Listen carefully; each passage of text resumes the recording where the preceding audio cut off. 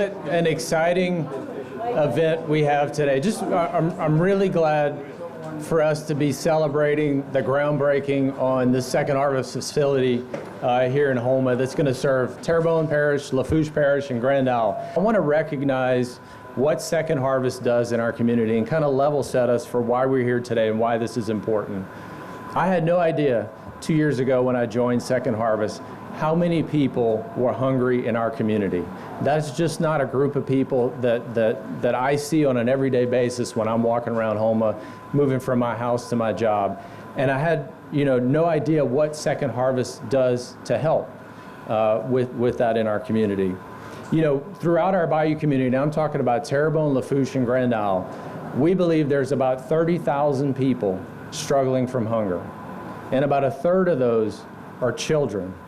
Let that sink in for a minute. How many times, if you're a partner agency, you know this. If you're not in the business of what we do at Second Harvest, it may not be something that you run across every day. But it's striking to me. And Second Harvest, along with our partner agencies, has done an amazing job of trying to address this issue. Just last year alone, we distributed the equivalent of 4 million meals. Quite an amazing feat to happen through Second Harvest and through absolutely. We have a lot of ways to distribute food. We do it through community food pantries. We do it through mobile food distribution.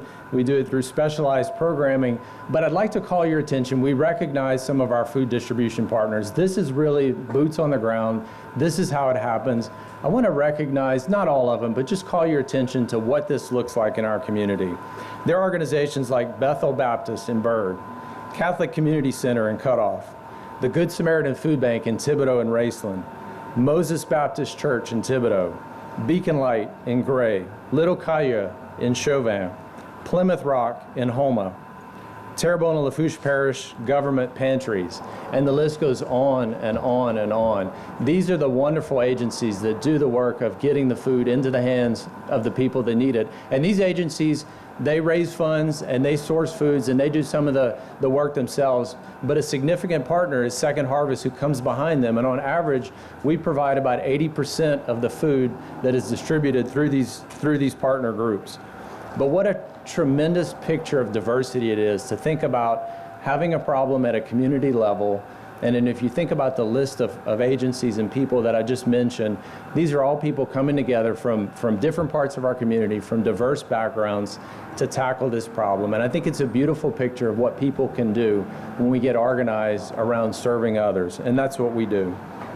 Typically, when we distribute food, I was in Pennsylvania recently, and up there they eat something called a pierogi. I don't know if you've ever had a pierogi. It's not very good. We don't send pierogis to the food agencies. We send them jambalaya, red beans, gumbo, sweet potatoes grown locally. And we're trying our best to source products and food that people want, that they would enjoy, that's local to our culture, that's grown locally. And so we're creating a whole ecosystem of not just filling people's needs for calories, but giving them good food that they like, that's nutritious, and teaching and trying to really pull people out of this epidemic that we have. I'm really excited that we're investing in this region. Today the way that we serve the region is trucks that come out of New Orleans. We're building a facility here so that we can localize our support, our resources, our help, and we can do that with the care and touch that comes from people in our community, serving people in our community. Second Harvest is going to invest about $4 million in infrastructure here.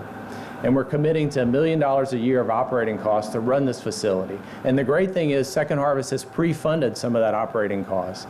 But my vision and our vision is not that Second Harvest New Orleans is funding this operation, but the people of our community volunteer here, they work here, they support what we're doing, and they fund that operation. And so gradually we'll back away. Second Harvest New Orleans will back away, and this will be a community led and a community organized and a community funded event. And that's what gets me really excited. We're going to feed people in Terrebonne, in Lafourche, and Grand Isle, and this is going to be our community feeding our people and taking care of our people. So I'm really excited what we're here to represent today. More than 30,000 people in this community, in this region, that are at risk for hunger every day. And we know that's not just the amount of food you eat, but the quality of it. So it's a child being ready to go to school and learn and thrive. It's a senior choosing between food and medicine. Eric talked about the fact that a third of the support that we give goes to children, but did you know that 1 out of every 5 or 6 pounds goes to our seniors? That's a group of folks that we're also very, very interested in helping some more. You know, Second Harvest is the place where the community comes together to serve itself, to help each other, to care for each other. I have witnessed an incredible spirit of caring and giving here in the Bayou region. Thank you all so much. From the contractors and the architects that, you know, have plenty of work to do right now, but who actually, you know, took some time out to fast track this project so that we could be in business as soon as possible. Let's give them a round of applause. Very recently, we were here to celebrate the grand opening of that brand new, beautiful Rouse's grocery store. Let's go.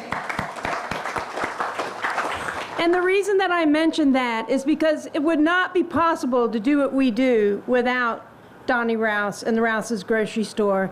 So much of what we distribute comes directly from the grocery store. Foods that may no longer be marketable but are still good to eat. So thank you for that tremendous partnership, the partnership you've given us through so many times, both through natural disasters and the everyday disaster that's hunger.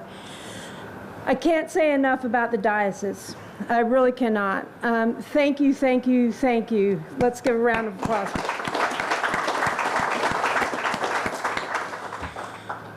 You know, the spirit of partnership to do something good for the community. We've been serving the region for over 40 years, and we've been doing the absolute best that we can do. So we've been down here, but as Eric mentioned, we've been down here by sending trucks. And by sending trucks to so many of our fabulous partners, our 26 partner agencies, who are our heroes, who are here on the ground every single day finding people in need. Let's clap for them. I know so many are here today. We ran 15 summer feeding programs down here with partners this year. So that's for school kids that don't have that free breakfast and lunch during the summertime. And now we're going to do the same with after-school programming. Again, something we only can do with partners. We send mobile pantries into areas where we may not have a partner that's got freezers and coolers, but we want that community to have fresh food, some good produce. All of that takes partners. So another piece that just helps to make Second Harvest what it is. So your community has phenomenal resources because you care for each other so much. And that is obvious to me. And that's why, you know, those kinds of resources made it possible for us to work with the diocese and actually fund a warehouse down here. And as Eric said, because of that, we won't be sending trucks down twice a week with food that can only make a certain number of stops before they turn around and go back. Now we're going to have a facility right here. We're going to have trucks and drivers right here. So when Rouse's offers our partners with us, we're going to be right here in the neighborhood to take advantage of that. What does that mean? More good food to take care of people here, and more times that we can be on the road, more visits that we can make to partners, and more ways that we can partner with all of you. We really want to make sure that when we're in a community, we're of that community. And so I'm so thankful to our advisory committee that Eric chairs. And I hope as we move on that you'll continue to tell us what are your needs here. We know that you're recovering from a tremendous disaster with Hurricane Ida. We all know what's going on with the heat this summer. We've had several requests, for instance, for water, just to make sure that folks can stay hydrated. So we're listening to you, hopefully always listening to you to see how best we can serve your community. So thank you all.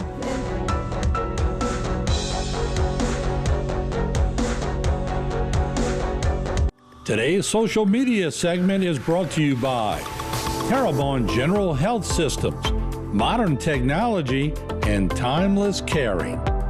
Rouse's, you're either local or you're not. Buick, the craft of modern luxury. St. Martin and Bork, know your rights.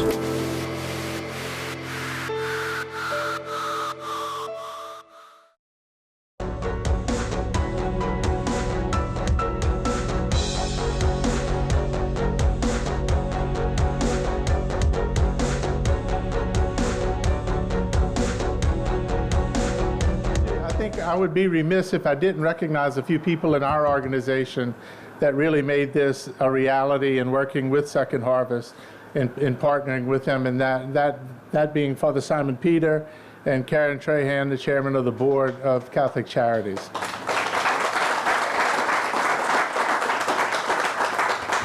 They stood up, especially as unfortunate as it was 2 years ago today, with the disaster of Ida. These two individuals stood up as we were trying to figure out what end was up, and partnered in our community with groups like Grady Verrett in distributing just a tremendous amount of food in our community. Again, and that was also augmented by the support of Second Harvest in our community as well. But we needed disaster space. We're loaned a warehouse by a generous individual in the community because this facility just really wasn't capable or ready to handle that undertaking. And so we will now be, as a diocese, positioned better to respond from the standpoint of disasters in the future. Not only will the front end of this facility serve as the Second Harvest facility, but the back end of it will be warehouse space that's reserved for our use in our disaster response, and we fully anticipate that would be in conjunction with Second Harvest. Listen to those who already have spoken.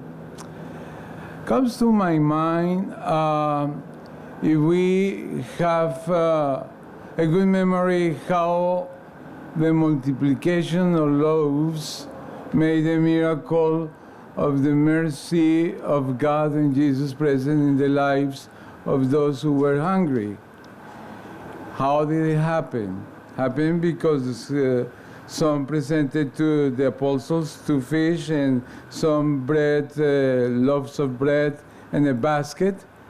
But that was not only all what we had or they had, but perhaps 1, 2, 3, 4, 5, 6 in the community that follow Jesus. They have also, and they put it together. And that action in today's world is called partnerships. We are conscious that we, by ourselves, we cannot do much, but if we join our efforts and hands, and we count on many people like you to make it happen, the miracle of feeding those who are hungry is because the miracle of Jesus Christ is again present in our lives after more than 2,000 years. I really want to welcome and to express my gratitude to all those who made possible this project, especially my my predecessor, who was Father PJ. When I heard that you did it, I said I follow it because he never does anything wrong, always right. Also, it is a joy and opportunity to provide a warehouse and expand our partnership, ensuring that as a Catholic charities which belongs to the Catholic Church in Houma and Thibodeau, is our social justice arm that we have, will bring more food and relief to the insecurities of many of our community without any discrimination of race, religion, beliefs, or conformation on their families. Serving the poor and the most vulnerable is a key intentionally of mine as a bishop of your diocese, but also as many of you, because I think that we connect in that perspective of trying to eradicate a problem. It is not fair, and it's out of any justice that a little one might be sent with an empty stomach to the school, or that that same person needs to go to sleep starving. I really think before evangelization, before teaching, we have to ensure that that person is going to be capable to grasp the teaching because they're well taking care of their nutrition. Otherwise, we are just wasting their time, their lives, and our times and our lives.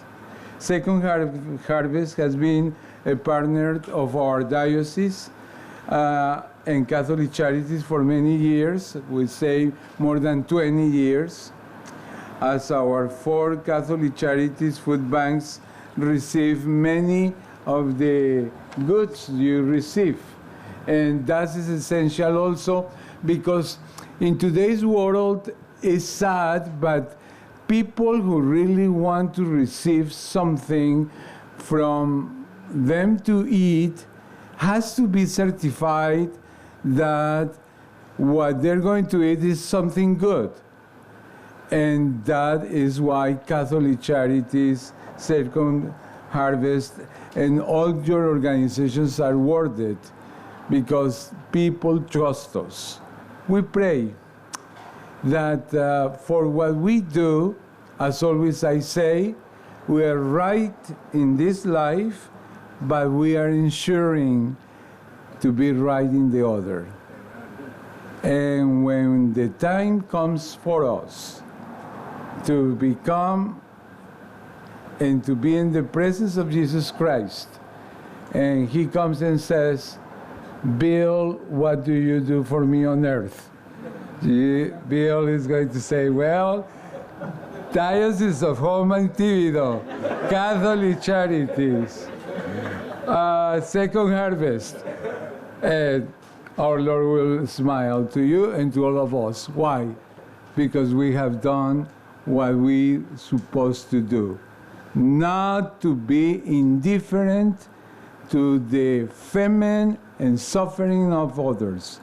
Our indifference will come solidarity, and we walk together through these difficult times. Amen. Thank you. Thank you so much.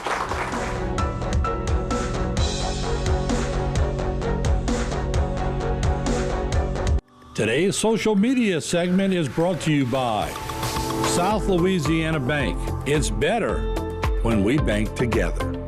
Waits and Downer, attorneys at law. Terrebonne Ford, built Ford tough.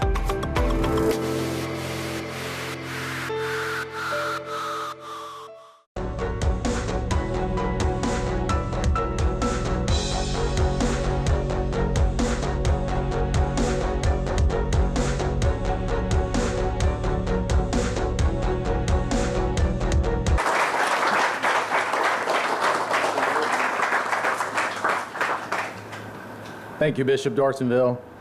I want to close with this. There's a story about Father PJ that we love to tell around Second Harvest. Apparently, Father PJ is a beloved person because there's been lots of stories today. But the story goes that he was meeting with the governor recently, and he had an opportunity to pray with the governor. And over the course of that prayer, he decided that he should pray for this facility right here with the governor. And I think that's beautiful, because what that recognizes to me is God is at work, and we respect and we ask God for his help and his intervention in the things that we're doing. But it also recognizes that God works through men, sometimes big men like our governor and sometimes small men like me. But it takes all types of men. And so I have a vision as we wrap this up. If you look out at this facility with me, it doesn't look like much, right? it's just steel and it's not much there. But in a few short months, there's going to be men and women of all types, of all races, of all economic backgrounds, of all religions, volunteering here and supporting our community and serving people that need to be served. That's why we're here today, so thank you for supporting it. We appreciate your time. This is a wrap to our ceremony. There's going to be a small photo op for a few of us in the front as we do a ceremonial shovel dig. So if you're involved with that, meet in the front, and everybody else, thanks for coming.